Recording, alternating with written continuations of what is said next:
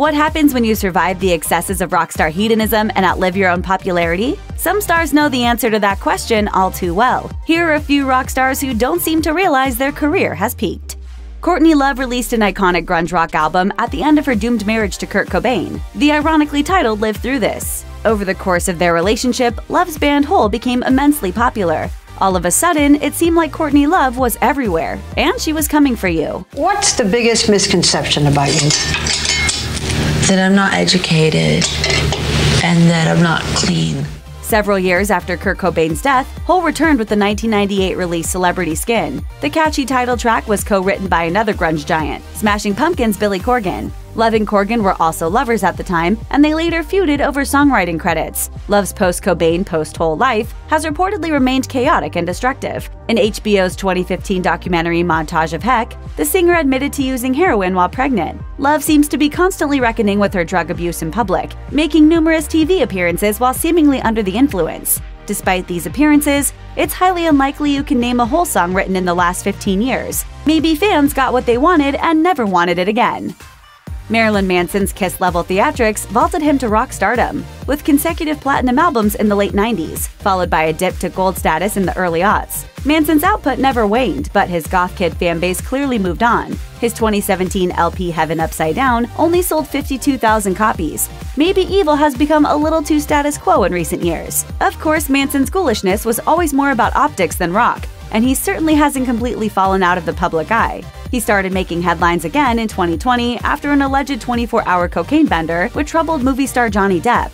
According to the Daily Mail, Depp's ex, Amber Heard, claims the two cantankerous party people raged like rock stars one night in 2014, and then they reportedly dropped off Depp's daughter Lily Rose at school. Depp admits that he and Manson used drugs together and that they indeed dropped off Lily Rose, but he denies that these two facts overlapped. The takeaway here? Manson may still be raising hell in the tabloids, but his recent records have been cast into the dark pit known as the dollar bin.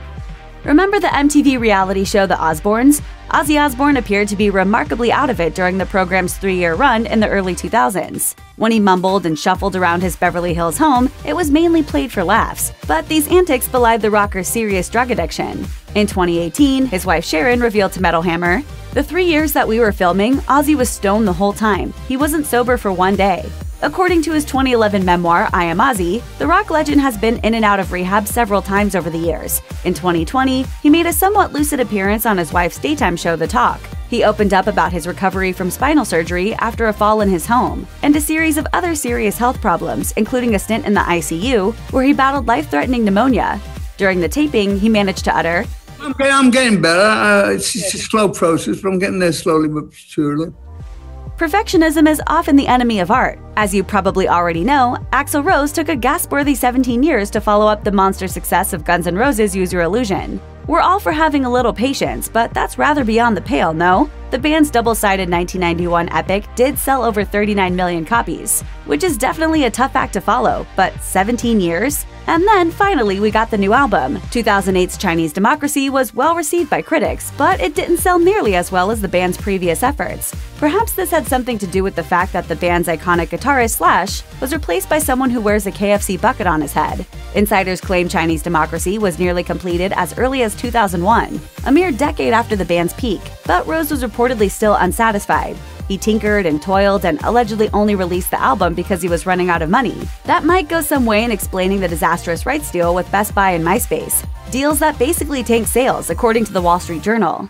Poison was one of the sillier hair metal bands of the mid to late 80s. The group peaked in 1988 with the mega-hit album Open Up and Say Ah, which includes smash singles like the never not corny ballad Every Rose Has Its Thorn. Frontman Bret Micheals was sitting pretty at the time, very pretty indeed. Later on, he enjoyed something of a career renaissance, and it was quite an entertaining one. His VH1 reality dating series Rock of Love was addictive and ridiculous. No, he didn't actually find real love on the show, but he managed to exude a good-natured macho charm. At the end of the day, his small-screen comeback was entirely watchable, and that's to say nothing of his star turn in Celebrity Apprentice 3 in 2010. We'd also be remiss not to mention his performance on The Masked Singer, in which he was memorably disguised as a large humanoid banana. I gotta tell you, I would have done anything to get here. This is the most awesome show. Wow. I've never had such a great time. This is a party. Yeah. You all rock. In 2020, Micheals published his memoir, Autoscrapography, in which he recapped his life, talked about life in the fast lane, and opened up about his struggles with type 1 diabetes. Guess what? The book's small hardcover run reportedly sold out. People who bought the book were automatically entered to win a custom Every Rose Has Its Thorn guitar and a $100 gift card to the official Bret Micheals merch store. If you're interested, you can still go there to purchase all sorts of delights, including Bret Micheals' Roses and Thorns cologne. Use it sparingly and it might tide you over until the next musical release. Maybe.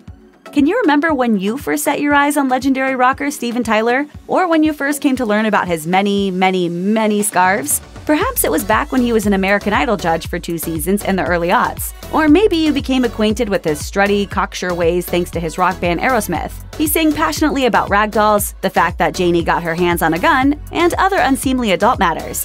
So what's Tyler up to these days? Now in his 70s, he shows little signs of slowing down. You may have recently seen this Twitter post in which he told the world, "Stop living on the edge. This isn't a one-way street. It's not a hard task. Wear a mask." Here you'll find Steven Tyler and his main squeeze Amy Preston attending Tyler's 3rd annual Grammy Awards viewing party. And perhaps you caught sight of Tyler performing live with supergroup Hollywood Vampires in 2019, alongside the likes of Alice Cooper. Perhaps not. There were rumblings that same year that Aerosmith was working on new material, but that little nugget doesn't seem to have been widely reported. Meanwhile, we've been waiting for a sequel to this classic Skittles ad. Your Skittles portrait. That is E to the Z, ooh, tweedly disgusting! You haven't heard me sing Diddly Ding yet. In 2017, Smashing Pumpkins frontman Billy Corgan was described by Mashable as an alien lookalike, but it's the rocker's tall tales that are truly extraterrestrial. In fact, Corgan mysteriously told Howard Stern that same year, "Let's just say I was with somebody once and I saw a transformation that I can't explain." In that interview, he went on to describe a friend who physically morphed into a non-human creature right before his very eyes. But he didn't want to get too into the nitty-gritty for some reason. He claimed, "I'm being vague on purpose. It's up there with one of the most intense things I've ever been through." Corgan has changed quite a bit since the mid-90s, when he was at the vanguard of popular, moody, and artistic grunge rock. At the time, he was also at the vanguard of extremely pregnant pauses. There's just such a general state of negativity right now. He dropped 5 platinum and multi-platinum records from 1991 to 1999. Then in 2000 came the Smashing Pumpkins album with the marble-mouthed title, Machina/The Machines of God. It was the band's first effort to sell less than 1 million copies since Smashing Pumpkins' debut. Sales have fallen below gold status ever since. It's a shocking transformation we just can't explain. Do you still love Ryan Adams? He's dropped 25 super sappy studio albums since his debut Heartbreaker in 2000. Despite being something of a critical darling, mainstream success has rather eluded him. He's never scored a single #1 Billboard hit. As you probably know, Adams' music tries to delve deep into themes of romance, heartache, and every matter of the heart you can name. But is he as lovey-dovey as his subject matter suggests? In 2019, the New York Times published an explosive report that alleged Adams had pursued some unseemly interactions with some of his young fans. An alleged online correspondence between Adams and a 15-year-old girl was particularly unsettling. Adams reportedly wrote to one alleged victim, "If people knew, they would say I was like R. Kelly, LOL." In 2019, Adams issued a public apology tweeting, "I am not a perfect man, and I have made many mistakes. To anyone I have ever hurt, however unintentionally, I apologize deeply and unreservedly." Adams' ex-wife Mandy Moore clearly wasn't buying it. In fact, she told the New York Times that Adams was psychologically abusive during their 7-year marriage, stating that music was a point of control for him. Along those same lines, Moore told Today in 2020, "I find it curious that someone would make a public apology but not do it privately." Younger audiences might only know bad boy rocker Tommy Lee from the middling Netflix film The Dirt, in which he was improbably portrayed by Machine Gun Kelly. Yo, best man, let's go. I got a wife waiting, come on. Though you'll still want to take a Silkwood shower after viewing the film, The Dirt avoids the actual dirt on Lee, his chaotic 16-year romance with actress and model Pamela Anderson. Throughout the doomed romance, the couple had 2 sons and engaged in more than a few exceedingly public scandals. In a grim turn of events, Lee was sentenced to 6 months behind bars for felony spousal abuse in 1998. From the outside looking in, it was an astonishingly ugly relationship between 2 rather attractive people. In 2010, Anderson swore off the former Motley Crue drummer for good. After that, Lee has made some rather unusual life choices, like getting this face tattoo in the tradition of Post Malone.